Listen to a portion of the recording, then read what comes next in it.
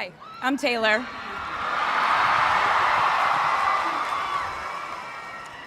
Last time I was in a stadium this size, I was dancing in heels and wearing a glittery leotard.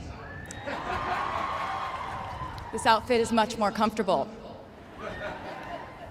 I would like to say a huge thank you to NYU's Chairman of the Board of Trustees, Bill Berkeley, and all the trustees and members of the board, NYU's President Andrew Hamilton, Provost Catherine Fleming, and the faculty and alumni here today who have made this day possible.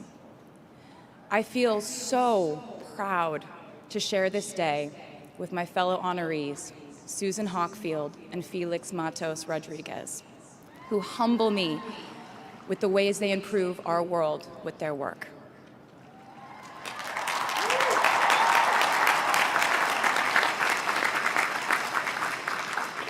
As for me, I'm 90% sure the main reason I'm here is because I have a song called 22.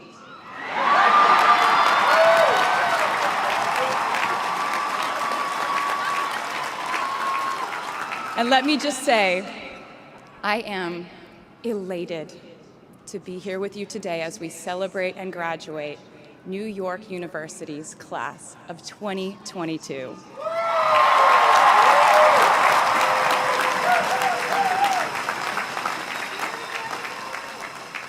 Not a single one of us here today has done it alone. We are each a patchwork quilt of those who have loved us, those who have believed in our futures, those who showed us empathy and kindness, or told us the truth even when it wasn't easy to hear. Those who told us we could do it when there was absolutely no proof of that. Someone read stories to you and taught you to dream and offered up some moral code of right and wrong for you to try and live by. Someone tried their best to explain every concept in this insanely complex world to the child that was you as you asked a bazillion questions like, how does the moon work? And why can we eat salad but not grass? And maybe they didn't do it perfectly. No one ever can. Maybe they aren't with us anymore. In that case, I hope you'll remember them today. If they are in this stadium, I hope you'll find your own way to express your gratitude for all the steps and missteps that have led us to this common destination.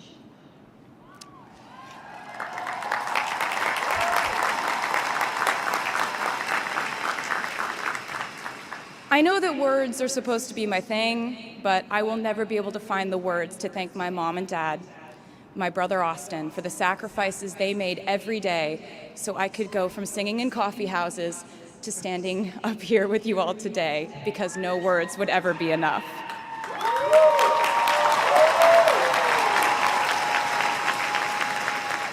To all the incredible parents, family members, mentors, teachers, allies, friends, and loved ones here today who have supported these students in their pursuit of educational enrichment, let me say to you now, welcome to New York. It's been waiting for you.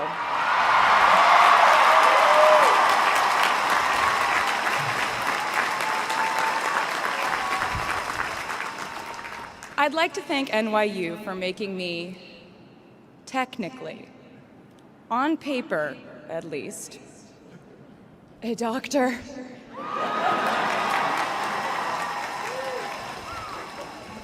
Not the type of doctor you would want around in case of an emergency. Unless your specific emergency was that you desperately needed to hear a song with a catchy hook and an intensely cathartic bridge section.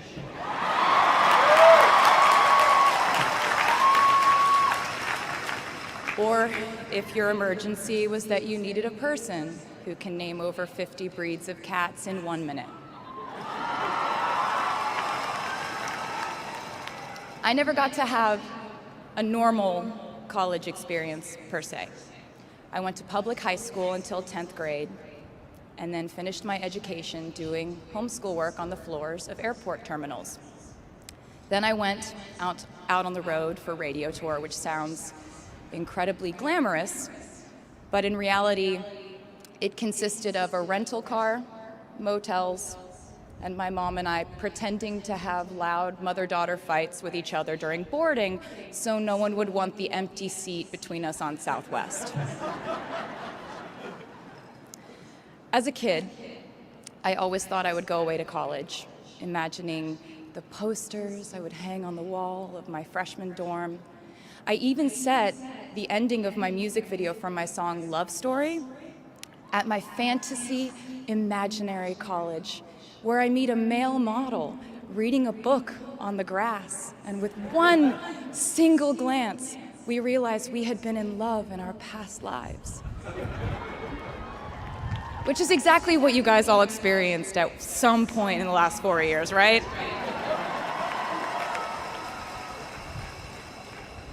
But I really can't complain about not having a normal college experience to you, because you went to NYU during a global pandemic, being essentially locked into your dorms and having to do classes over Zoom.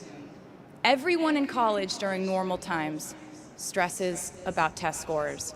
But on top of that, you also had to pass like 1,000 COVID tests. I imagine the idea of a normal college experience was all you wanted too. But in this case, you and I both learned that you don't always get all the things in the bag that you selected from the menu in the delivery service that is life. You get what you get. And as I would like to say to you wholeheartedly, you should be very proud of what you've done with it. Today, you leave New York University and then go out into the world searching what's next. And so will I.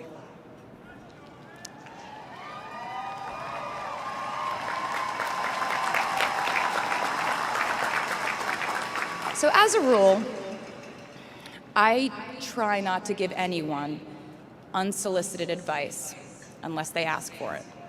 I'll go into this more later. I guess I have been officially solicited in this situation to impart whatever wisdom I might have to tell you things that have helped me so far in my life. Please bear in mind that I in no way feel qualified to tell you what to do. You've worked and struggled and sacrificed and studied and dreamed your way here today. And so you know what you're doing. You'll do things differently than I did them and for different reasons. So I won't tell you what to do because no one likes that. I will, however, give you some life hacks I wish I knew when I was starting out my dreams of a career and navigating life, love, pressure, choices, shame, hope, and friendship. The first of which is, life can be heavy, especially if you try to carry it all at once. Part of growing up and moving into new chapters of your life is about catch and release. What I mean by that is knowing what things to keep and what things to release. You can't carry all things, all grudges, all updates on your ex, all enviable promotions your school bully got at the hedge fund his uncle started. Decide what is yours to hold and let the rest go. Oftentimes, the good things in your life are lighter anyway, so there's more room for them. One toxic relationship can outweigh so many wonderful, simple joys. You get to pick what your life has time and room for. Be discerning. Secondly, learn to live alongside cringe. No matter how hard you try to avoid being cringe, you will look back on your life and cringe retrospectively.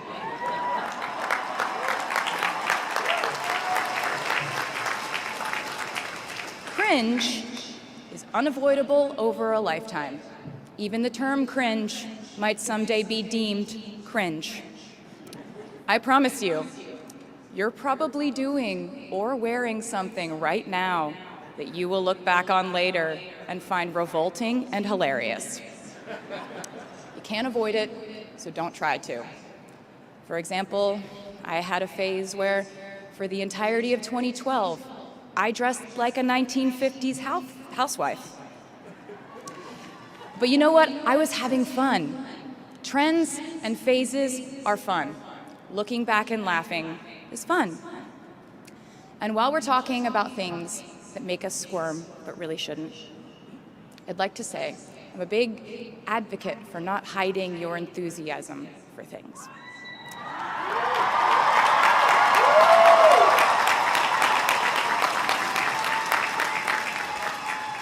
It seems to me that there is a false stigma around eagerness in our culture of unbothered ambivalence. This outlook perpetuates the idea that it's not cool to want it, that people who don't try are fundamentally more chic than people who do. And I wouldn't know because I've been a lot of things, but I've never been an expert on chic, but I'm the one who's up here, so you have to listen to me when I say this. Never be ashamed of trying. Effortlessness is a myth. The people who wanted it the least were the ones I wanted to date and be friends with in high school. The people who want it the most are the people I now hire to work for my company.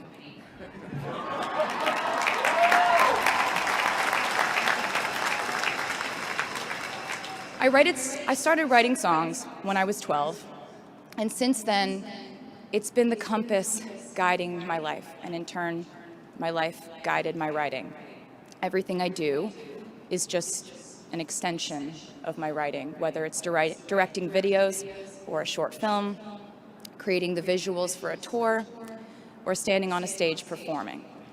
Everything is connected by my love of the craft, the thrill of working through ideas and narrowing them down and polishing it all up in the end, editing, waking up in the middle of the night, throwing out the old idea because you just thought of a newer, better one, or a plot device that ties the whole thing together.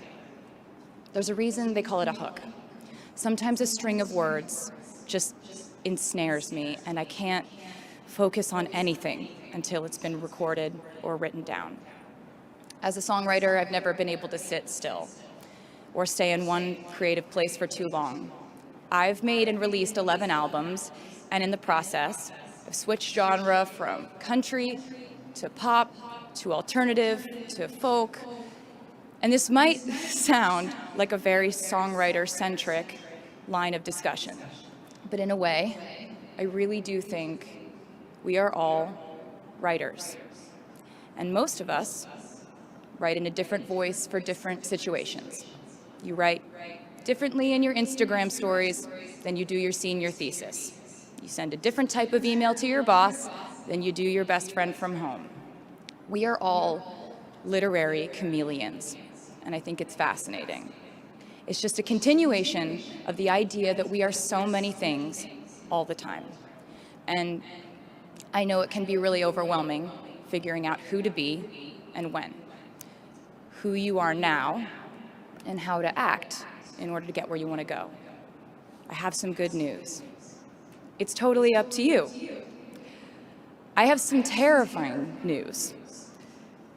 It's totally up to you. I said to you earlier that I don't ever offer advice unless someone asks me for it, and now I'll tell you why. As a person who started my very public career at the age of 15, it came with a price. And that price was years of unsolicited advice. Being the youngest person in every room for over a decade meant that I was constantly being issued warnings from older members of the music industry, media, interviewers, executives, and this advice often presented itself as thinly veiled warnings. See, I was a teenager at a time when our society was absolutely obsessed with the idea of having perfect young female role models. It felt like every interview I did included slight barbs by the interviewer about me one day running off the rails.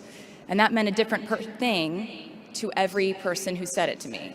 So I became a young adult while being fed the message that if I didn't make any mistakes, all the children of America would grow up to be perfect angels.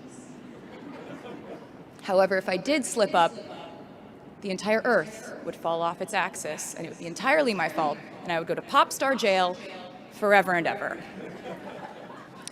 It was all centered around the idea that mistakes equal failure, and ultimately, the loss of any chance at a happy or rewarding life.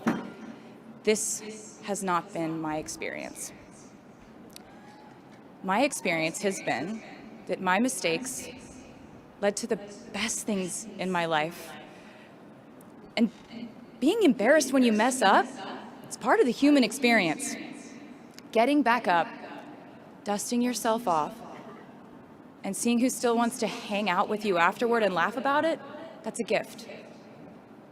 The times I was told no, or wasn't included, wasn't chosen, didn't win, didn't make the cut, looking back, it really feels like those moments were as important, if not more crucial, than the moments I was told yes. Not being invited to the parties and sleepovers in my hometown made me feel hopelessly lonely. But because I felt alone, I would sit in my room and write the songs that would get me a ticket somewhere else. Having label executives in Nashville tell me that only 35-year-old housewives listen to country music, and there was no place for a 13-year-old on their roster, made me cry in the car on the way home. But then I'd post my songs on my MySpace, and yes, MySpace. And I would message with other teenagers like me who loved country music, but just didn't have anyone singing from their perspective. Having journalists write in-depth, oftentimes critical pieces about who they perceived me to be made me feel like I was living in some weird simulation. But it also made me look inward to learn about who I actually am. Having the world treat my love life like a spectator sport in which I lose every single game was not a great way to date in my teens and 20s. But it taught me to protect my private life fiercely. Being publicly humiliated over and over again at a young age was excruciatingly painful, but it forced me to devalue the ridiculous notion of minute-by-minute, ever-fluctuating social relevance and likability.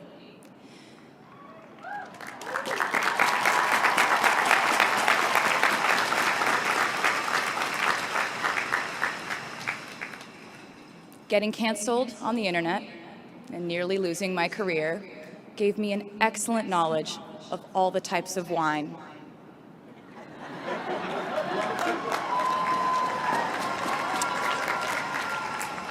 I know I sound like a consummate optimist, but I'm really not. I lose perspective all the time.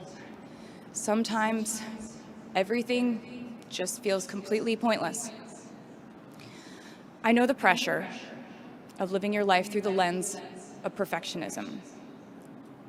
And I know that I'm talking to a group of perfectionists because you are here today graduating from NYU.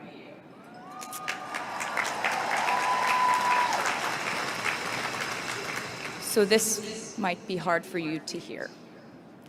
In your life, you will inevitably misspeak, trust the wrong person, underreact, overreact, hurt the people who didn't deserve it, overthink, not think at all. Self-sabotage, create a reality where only your experience exists. Ruin perfectly good moments for yourself and others. Deny any wrongdoing. Not take the steps to make it right. Feel very guilty. Let the guilt eat at you. Hit rock bottom. Finally address the pain you caused. Try to do better next time. Rinse, repeat.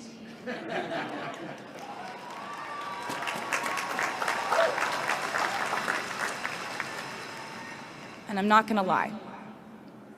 These mistakes will cause you to lose things. I'm trying to tell you that losing things doesn't just mean losing. A lot of the time, when we lose things, we gain things too. Now you leave the structure and framework of school and chart your own path. Every choice you make leads to the next choice, which leads to the next, and I know it's hard to know which path to take. There will be times in life where you need to stand up for yourself. Times when the right thing is actually to back down and apologize. Times when the right thing is to fight. Times when the right thing is to turn and run. Times to hold on with all you have. And times to let go with grace. Sometimes the right thing to do is to throw out the old schools of thought in the name of progress and reform. Sometimes the right thing to do is to sit and listen to the wisdom of those who have come before us. How will you know what the right choice is in these crucial moments? You won't. How do I give advice to this many people about their life choices? I won't. The scary news is you're on your own now. But the cool news is you're on your own now.